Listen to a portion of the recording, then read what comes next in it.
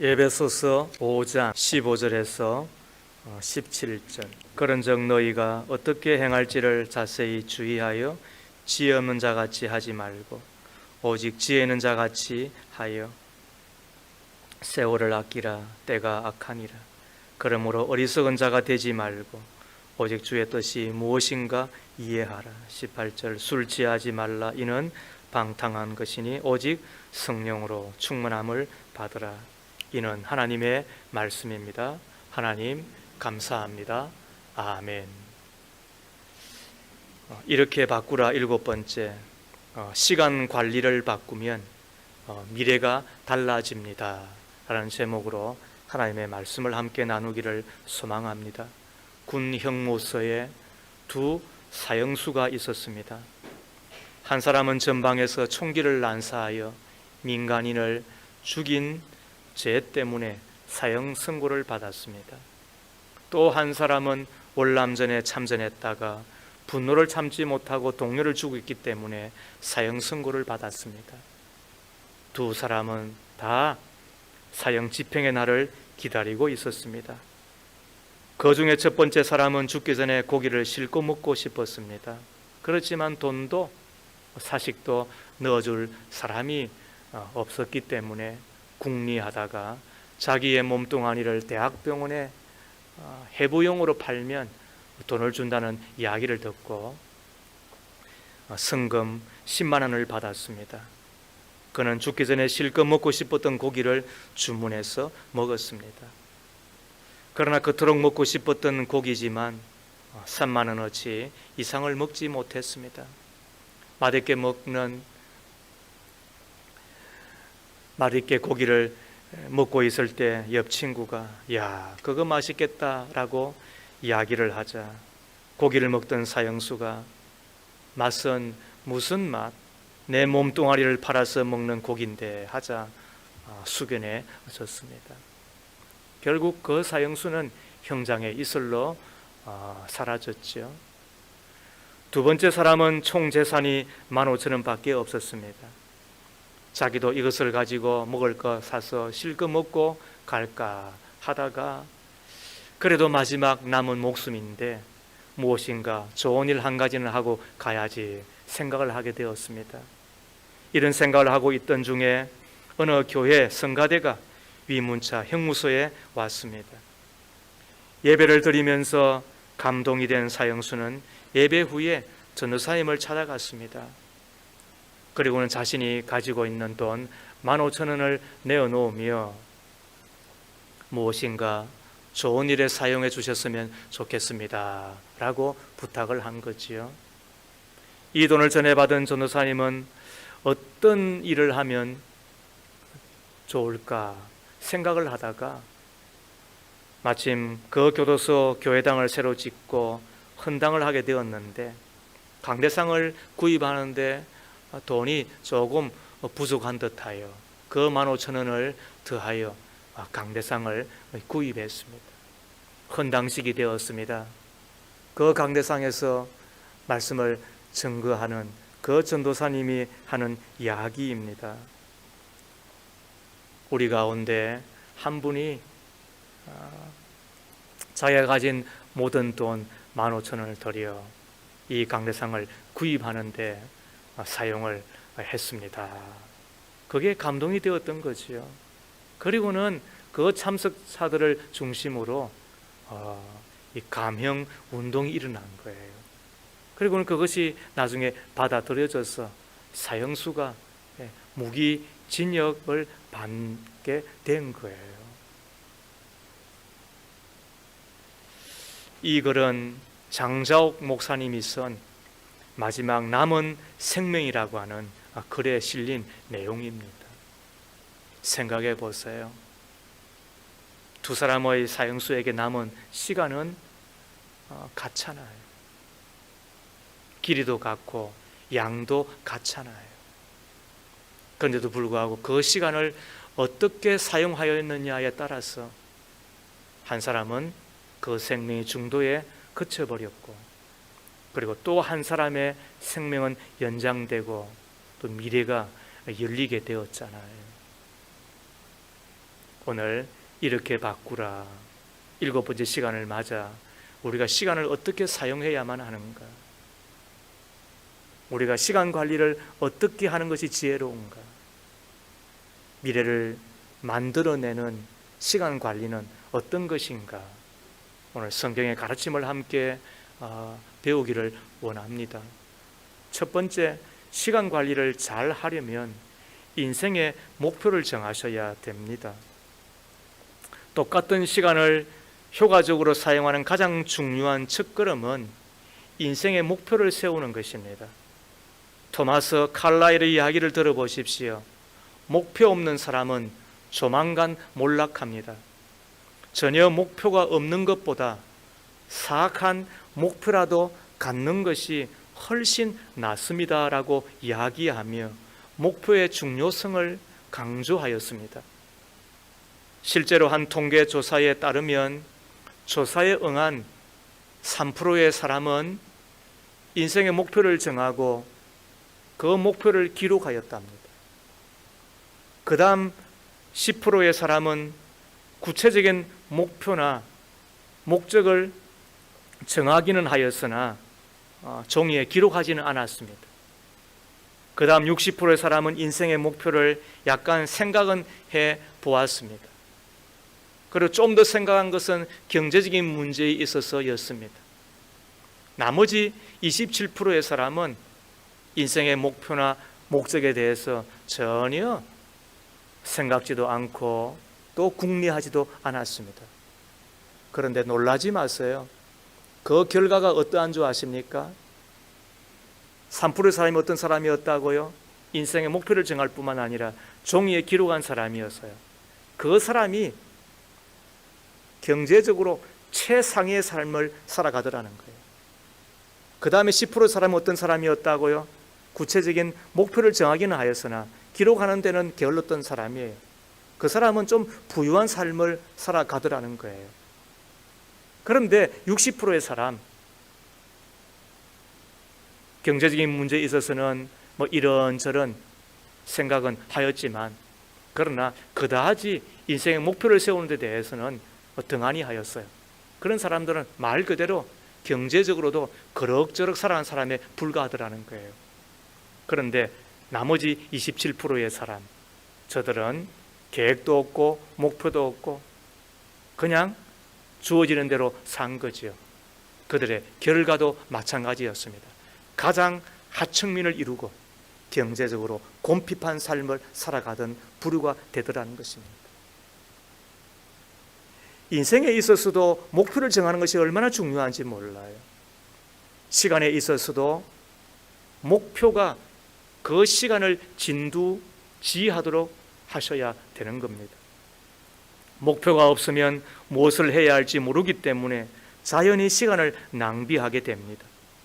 성공적인 사람은 언제든지 무엇을 해야 하는지, 어떻게 해야 되는지에 대해서 알고 있습니다.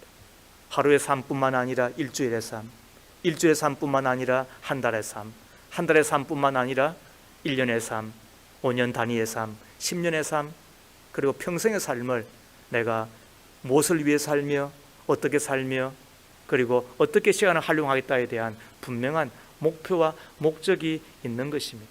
우리 예수님 보세요. 그분은 목적이 있는 삶을 살아가셨습니다. 마태복음 20장 28절에 보면 인자가 온 것은 섬김을 받으려 함이 아니요 도리어 섬기려 하고 자기의 목숨을 많은 사람의 대속물로 주려 함이라라고 이야기하셨습니다. 그분의 목적이 무엇이었다고요? 그분의 목표가 무엇이었다고요? 섬김을 받는 것이 아닙니다. 도리어 섬기려 하고 그리고 자기의 생명을 많은 사람의 대속물로 많은 사람들의 그 죄값을 치르기 위하여 죽기 위하여 이 땅에 오셨다라고 이야기하신 것입니다. 예수님은 이 땅에 계실 때 인기가 많았잖아요. 많은 사람이 따랐잖아요. 제 아들이 와서 예수님, 많은 사람들이 환호합니다. 예수님을 따릅니다. 예수님 이렇게 이야기하였을 때 우리 예수님의 하신 말씀이 뭔지 아시죠? 우리가 가까운 다른 마을로 가자. 거기서도 내가 복음을 전하여야 되리니라고 이야기하였습니다.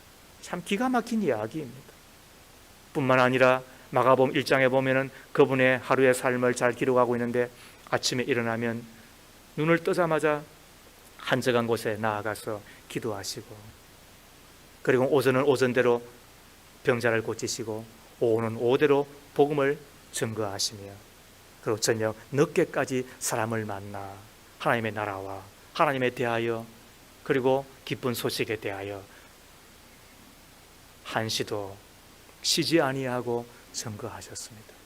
그 이야기는 또 그 다음 날도 또 그렇게 살아가셨다는 이야기인 것입니다. 그러므로 우리에게 필요한 것이 뭐냐 하면 목표를 세우는 것입니다. 내 인생의 목적을 세우는 것입니다. 저에게 묻는다고 한다면 저는 이야기할 수 있습니다. 당신은 왜 사느냐고, 이 목사는 무엇 때문에 사느냐고, 좋은 목사 되기 위하여, 좋은 교회 세우기 위하여, 그리고 교회를 통하여서 내 나라가 복음화되며 내 믿음의 가족들이 인물이 되며 우리의 자녀들 가운데서 민족을 넘어 열방을 섬긴 하나님의 사람들이 일어나기를 바라는 그 마음이 그지없죠.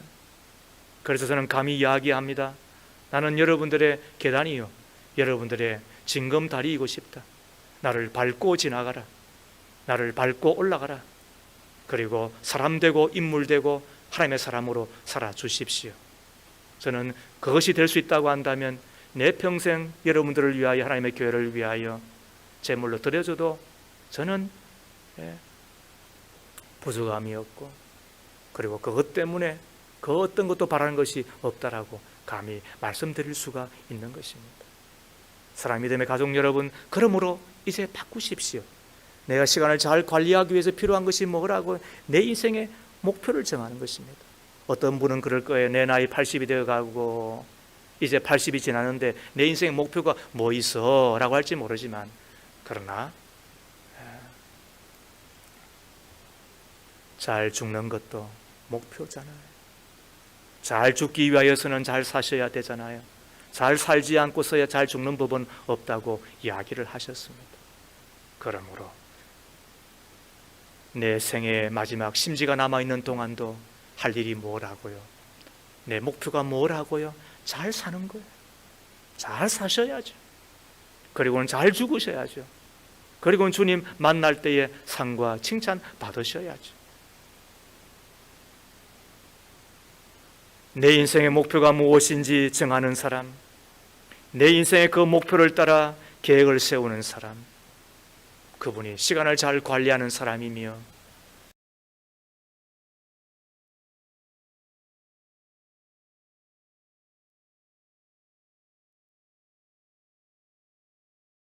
그리고 또 바빠요. 나중에는 시간이 없다 그렇게 이야기하는 것을 입에 달고 사시는 분이 되고 말잖아요. 이 긴급한 일의 행포를 벗어나 시간을 알차게 사용하는 법이 있어요. 그거는 내가 우선적으로 해야 될 일이 뭔가라는 거예요. 마태복음 6장 33절은 우리에게 일러주고 있어요. 먼저 할 일이 있다는 거예요. 어쩌면 내 인생 가운데서 오직 할 일이 있다는 거예요. 그거는 그의 나라와 그의 의를 구하는 거라 했어요. 그리하면 이 모든 종것을 너에게 더하시리라라고 주께서 말씀하셨어요. 여러분 기억하세요. 앞에 복이 보인다 하더라도 우리는 복을 쫓아간 사람이 아니에요. 그 복은 우리에게 따라오도록 해야 되는 사람이에요. 그럼 우리가 쫓아가야 될 일이 뭐예요? 쫓아갈 것이 뭐예요? 그건 복을 주시는 하나님인 거예요. 그래서 먼저 그의 나라와 그의 의를 구하라. 그 이야기는 먼저 하나님과 좋은 관계를 맺으며 하나님의 일을 하라. 그리하면 모든 좋은 것, 모든 축복, 모든 바라는 것들이 따라오는 자가 될 것이다라고 이야기를 했잖아요. 미국의 한 소년이 훌륭한 인물이 되고 싶었어요. 하나님께서 복을 주시는 사람이 되고 싶었어요. 목사님을 찾아갔어요.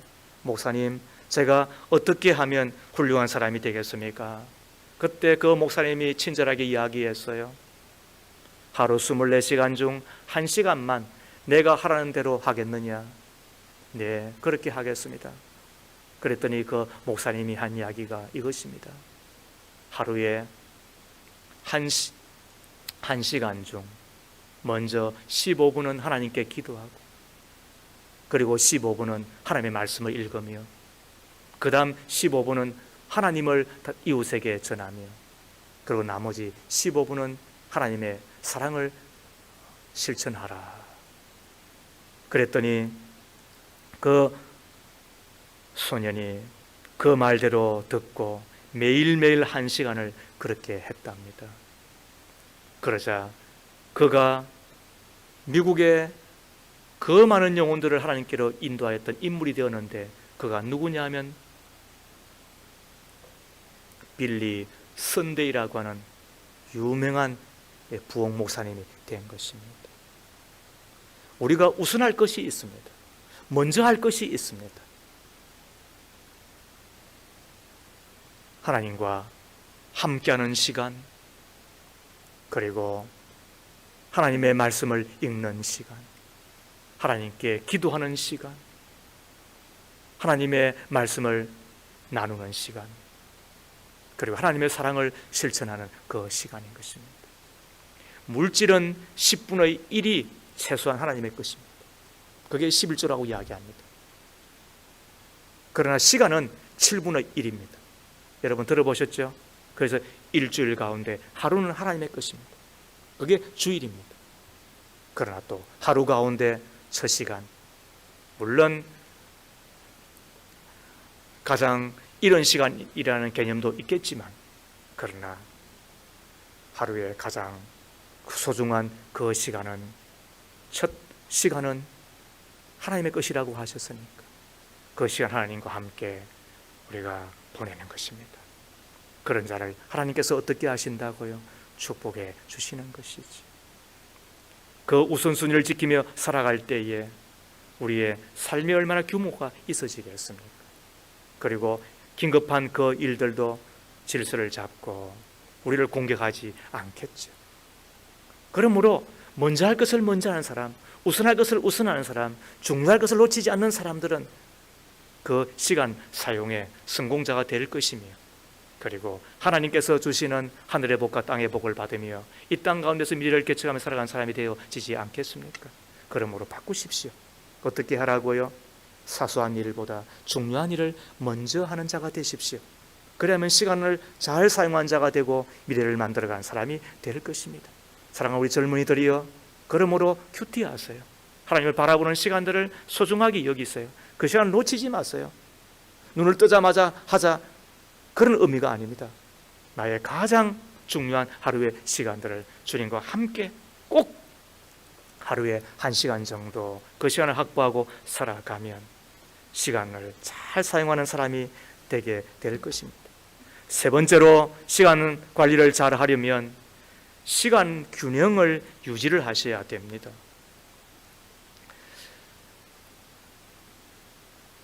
괴테가 했던 이야기를 들어보십시오.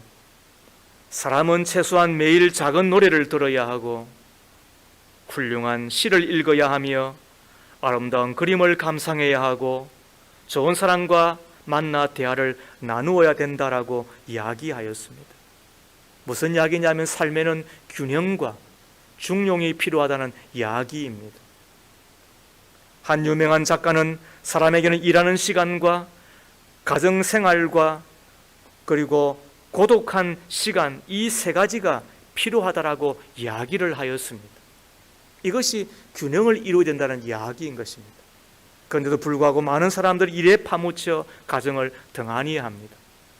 가사생활에 지쳐서 자기의 취미와 그리고 자기의 능력을 개발하지 못하는 사람들이 있습니다. 항상 사람들과 어울려 다니느라 자기를 가꾸고 자기를 매만지는 시간을 놓쳐버리고 살아간 자가 됩니다. 그러다 보니까 메마릅니다.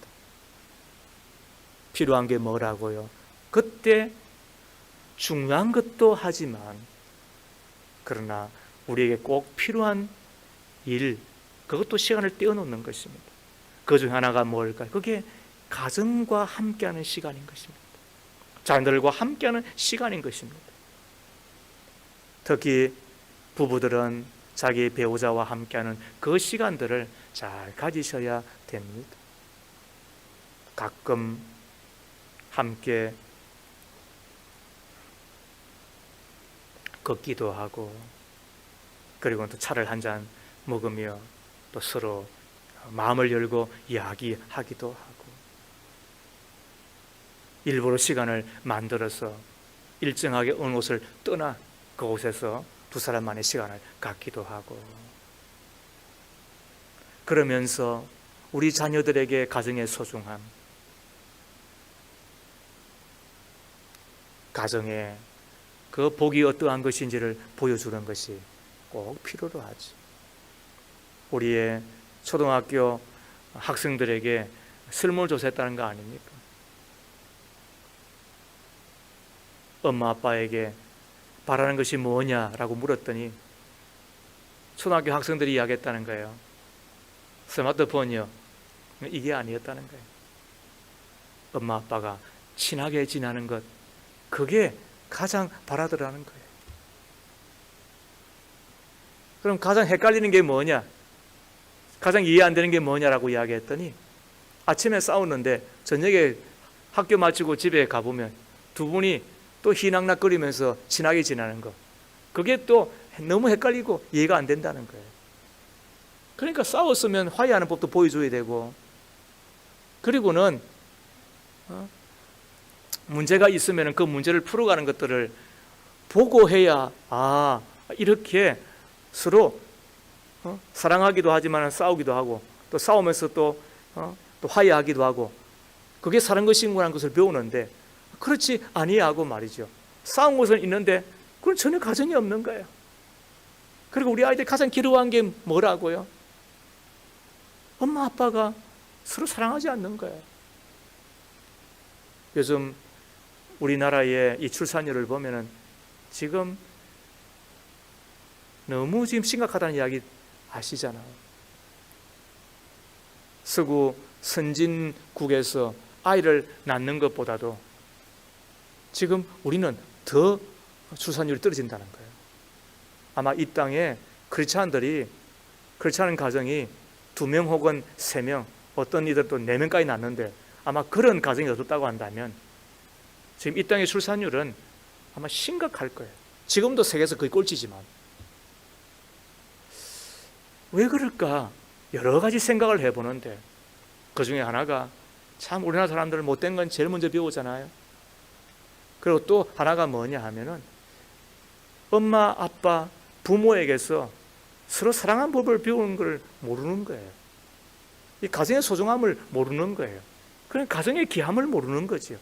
왜 결혼해야 되는지, 왜 자녀를 낳아야 되는지, 그리고 그 자녀가 내 품 안에서 자라면서 성장하면서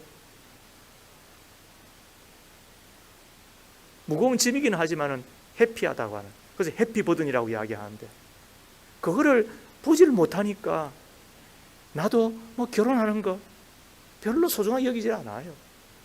그러한 이야기가 그러는 거 아니에요. 결혼도 자유이고요, 사생활이래요. 그리고 자녀 놓으라고 이야기하는 거, 그런 말 하지 말라는 거예요. 얼마나 참 이기적이고 또 자기밖에 모르는 세상으로 변하고 있는지 안타까움을 금할 수가 없어요. 그게 왜 그럴까를 곰곰이 생각해 보는 가운데 그 중에 하나, 틀렸으면 좋겠습니다만, 그 중에 하나가 내 가정에서 부모가 부부로서 행복하게 살아가는 그 법을 보여주지 못하였습니까? 그곳에서 안정되게 내가 여김을 받고, 기중이 여김을 받고, 그때그때마다 필요를 따라서 공급을 받으면서 아름다운 하나님의 사람으로 자라가는 것들을 우리가 경험하지 못하였으니까 그런 부작용이 아니겠나, 그런 후유증이 아니겠는가. 제 이야기가 틀렸어요. 사랑하는 여러분, 우리가 시간을 균형 있게 쓰셔야 되는 거예요. 하나님의 사람도 교회에서 우리가 열심히 예배하고 봉사했으면 또 가정에 돌아가서 할 일이 있는 거예요. 또 그 가정에서 또 내가 가정을 가꾸며 살았으면 또 직장에서도, 또 내 사업의 터에서도, 또 내 이웃과의 관계에서도 그 시간들을 적절하게 나누어서 서셔야 되는 거예요. 그리고 개인적으로도 자기의 취미생활도 하며 레저도 즐기며 더 나아가 자기를 개발하는 데 시간을 잘 쓰셔야 되는 거예요. 그러므로 바꾸십시오. 시간의 균형을 맞추어서 쓰는 법을 배우셔야 되는 거예요. 이것을 위해서 필요한 것이 뭐냐면 그 중에 하나가 거절하는 법이에요. 무슨 이야기냐 하면은 모든 사람과 다 만나겠다, 모든 일을 다 하겠다, 그리고는 이 사람 저 사람 다 약속하고 그들과 함께 다 어울리고 하다 보면은 제대로 우리는 시간을 균형 있게 쓸 수가 없는 거예요. 지나치게 바쁜 사람들은 어쩌면은 거절할 줄 모르기 때문에 당하는 어려움이 아니겠는가 생각을 해보게 됩니다. 체면 때문에, 잘못된 죄책감 때문에, 불필요한 욕심 때문에 우리가 감당할 수 있는 범위를 넘어서서 약속을 하거나 가정은 업무를 맡거나 그리하여 올바른 시간을 사용할 수 없는 우리라고 한다면, 여류 유명한 바이올리니스트의 이야기를 들으십시오. 당신이 어떻게 성공할 수 있냐 이야기했더니 나는 계획된 거절을 하는 사람입니다. 자기가 연습하고 하는 일에 방해가 되는 어떤 것도 그분은 아예 거절을 하였다라고 하는 이야기인 것입니다. 그렇게 하여서 연습하고 또 실력을 기르고 그리하여 나중에는 유명한 바이올리니스트가 되었다라고 이야기를 하고 있는 것입니다. 시간의 균형을 맞추고 그 시간의 균형에 방해가 되는 어떤 것도 우리가 거절할 줄 알고 그렇게 해서 시간을 잘 관리한 하나님의 사람이 되어주셔야 되는 거죠. 네 번째, 시간 관리를 잘 하려면 해야 할 일을 반드시 기한 내에 마무리 지으셔야 됩니다. 다시 이야기하면 미루는 습관을 버리셔야 되는 것입니다. 일을 미루는 것은 시간을 도둑질하는 당하는 것과 똑같죠. 일을 미룬 만큼 자신의 인생의 도둑질을 맞는 것입니다. 미루는 습관과 결정하지 않는 것과 중도에 포기하는 것은 악습의 사명제라고 이야기를 하였는데, 저도 중요한 일을 미룰 때가 간혹 있어요.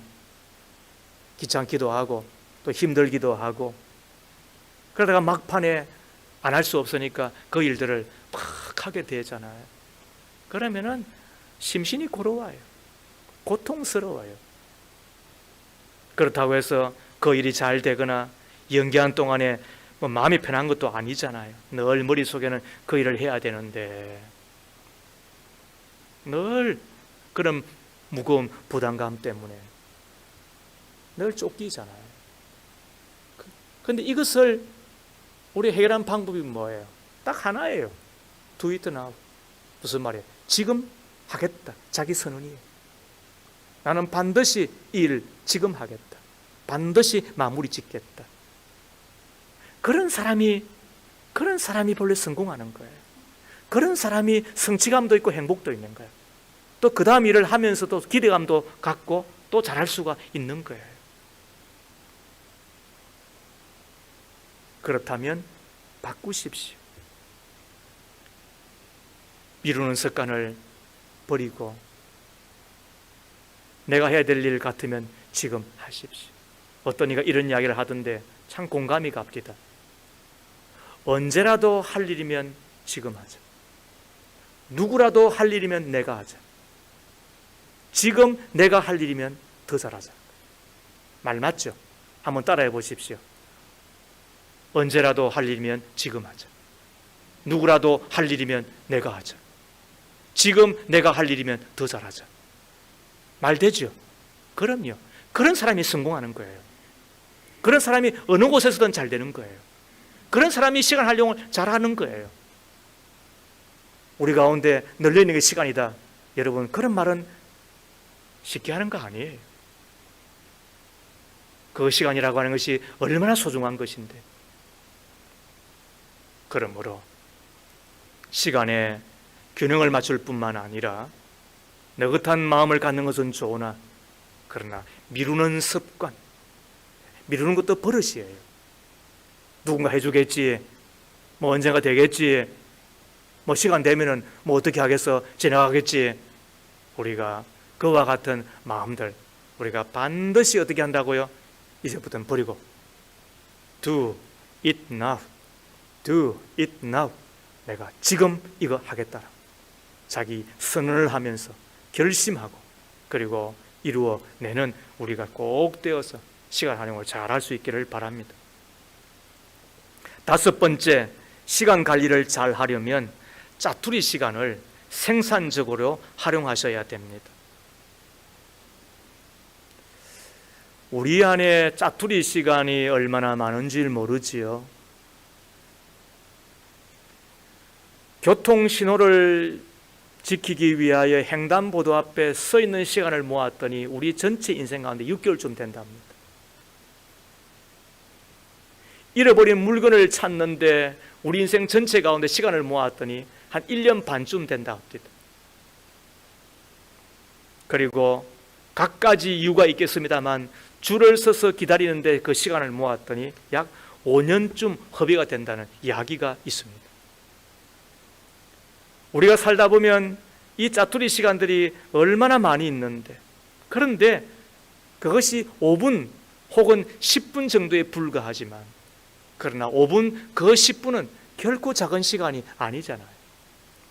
5분의 시간 동안 책을 2페이지 읽을 수 있으며 창문을 하나 닦을 수 있으며 그 5분 동안 짧은 전화 통화를 2개 이상 할 수가 있습니다.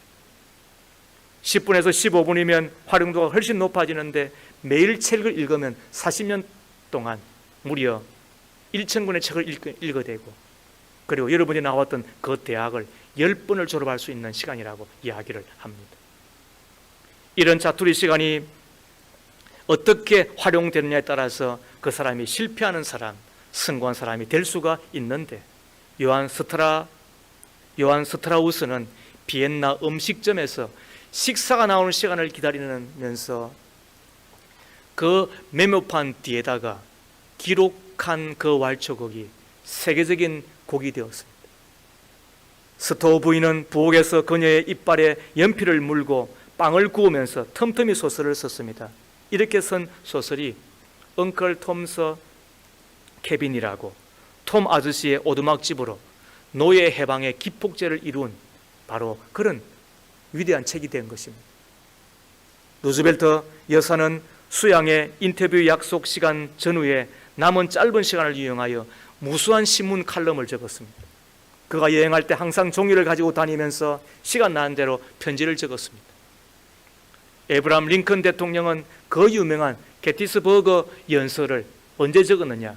그가 기차 여행을 하면서 적은 글입니다.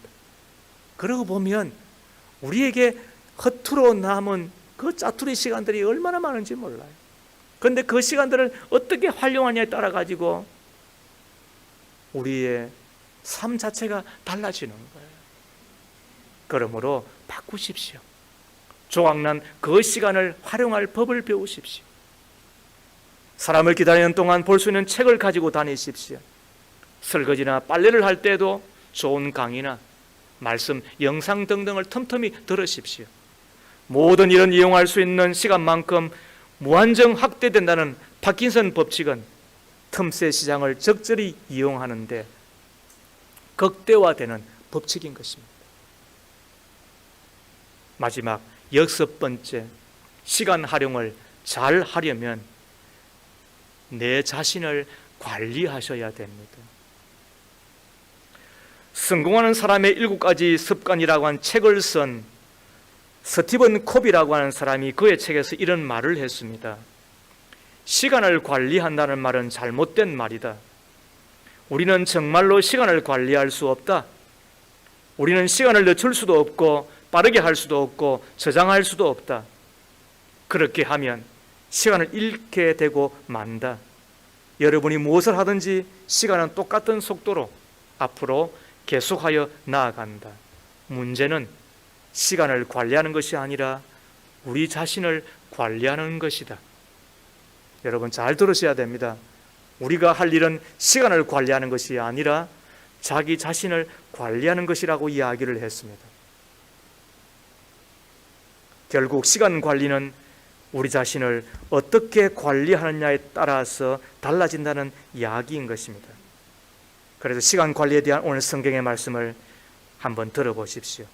그런즉 너희가 어떻게 행할지를 자세히 주의하여 지혜 없는 자 같이 하지 말고 오직 지혜 있는 자 같이 하여 세월을 아끼라. 때가 악하니라. 그러므로 어리석은 자가 되지 말고 오직 주의 뜻이 무엇인가 이해하라. 바울은 하나님의 감동을 받고 우리에게 시간을 잘 관리하라고 이야기하고 있잖아요. 그러면서 지혜 없는 자가 되지 말라. 어리석은 자가 되지 말라.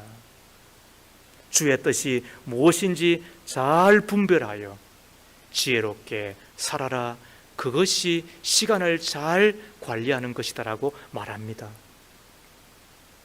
그렇다면 시간 관리를 위하여서 우리가 붙들어야 될 주의 뜻이 뭐예요? 그게 성령 충만이에요. 성령 충만하면 시간 관리를 잘 할 수가 있습니다. 다시 이야기하면 내가 성령 충만할 때에 우리는 가장 시간을 효율적으로 쓸 수가 있습니다. 우리가 성령 충만을 위하여 자기를 관리할 때 비로소 우리는 시간을 관리한 사람이 되고 시간을 잘 쓸 수 있는 사람이 된다는 이야기입니다. 그런데 많은 사람들은 성령 충만하지 않습니다. 어떻게 된다고요? 방탕하게 됩니다. 우리는 오해하는 것이 있어요. 저는 지금 성령 충만하지는 않지만 방탕하지는 않습니다라고 이야기합니다. 성경 거기에 대해서 이렇게 이야기합니다. 거짓말하지 마라고 이야기합니다. 사람의 길은 두 가지 길밖에 없습니다. 제3의 길은 없습니다. 회색지대는 없습니다. 성령 충만하든지 방탕하든지 이 두 가지 길밖에 없습니다. 내가 지금 성령 충만하지 않으면 방탕한 것입니다. 내가 지금 방탕하지 않기 위해서는 해야 될 일이 뭐라고? 성령 충만밖에 없습니다. 우리 생각이 바로 그렇습니다. 나는 지금 하나님을 위해 살지는 않지만은 그러나 마귀를 적극적으로 쫓지는 않아 이렇게 이야기할지 모르지만 하나님은 뭐라고 이야기한다고요? 너가 나를 위하지 않으면 너는 지금 마귀 짓을 하고 있는 것이라고 이야기하는 것과 똑같은 것입니다. 내가 지금 성령 충만하지 아니하면 방탕하지요. 여기서 방탕이라는 이야기는 내 마음대로 산다는 뜻이죠. 시간을 허비하며 산다는 이야기이죠. 사사 삼손을 보십시오. 하나님이 능력을 주셨습니다. 하나님이 사명을 주셨습니다.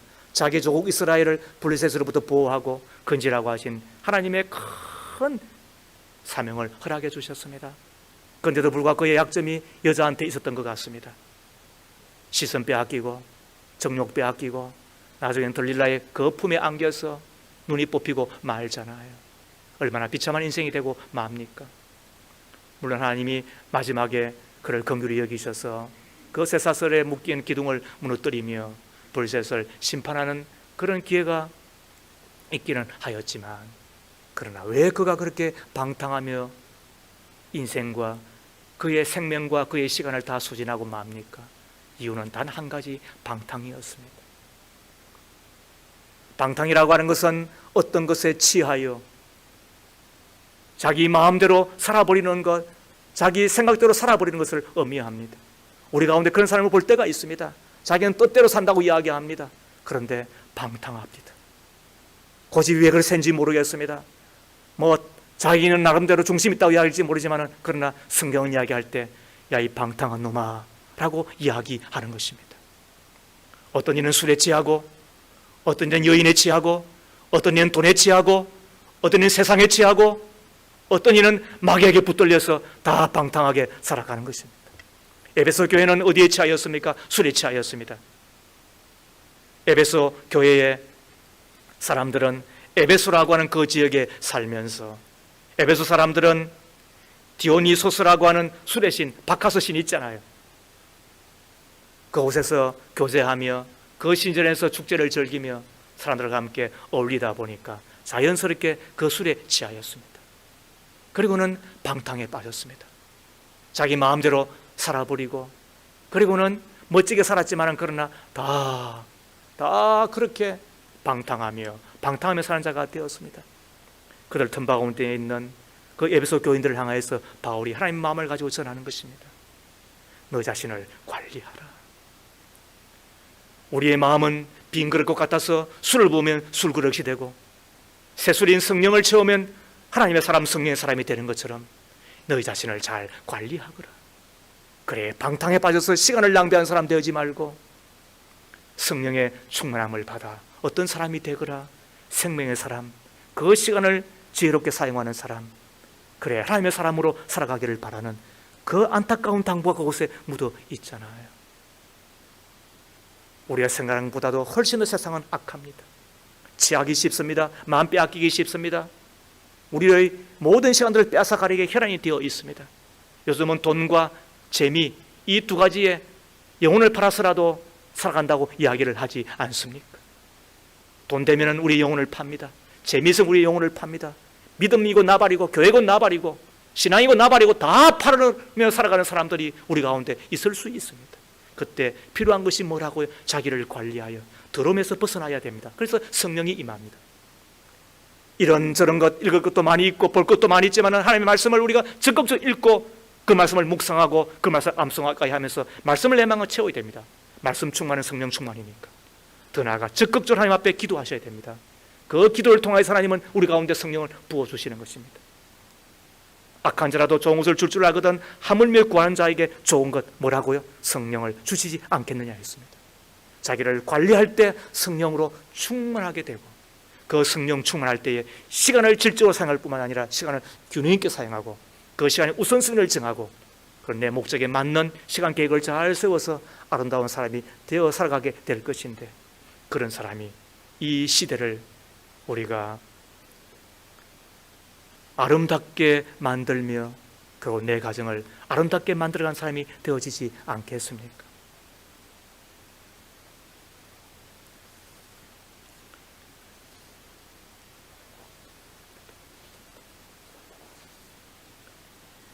노만 필 박사가 했던 이야기가 기억납니다.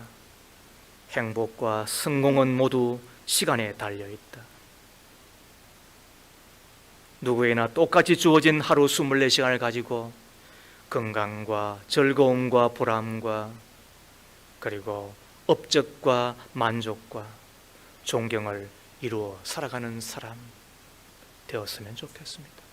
인생의 목표를 정하십시오.